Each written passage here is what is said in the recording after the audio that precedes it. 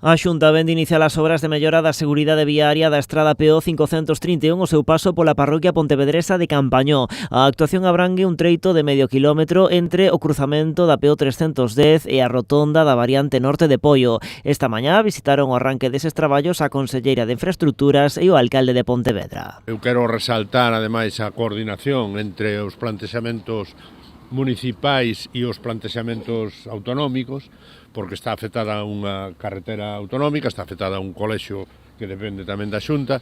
Había un problema de seguridade vial nesta zona. E iso é precisamente o que se busca resolver con esta reforma nunha zona especialmente sensible, preto do colexio de Campañó. Para favorecer a mobilidade peonil, crearánse sendas por ambas marxes, ao tempo que se construirá unha nova rotonda para a incorporación da PO 310.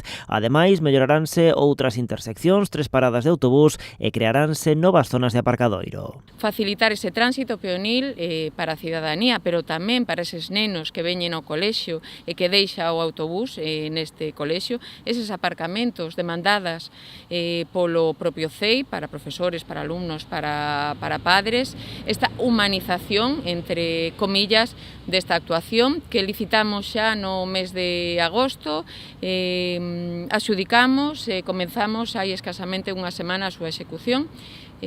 Coido que ten un prazo de execución duns 8 meses, polo tanto, o vindeiro verán podemos disfrutar paseando a pé por esta estrada autonómica.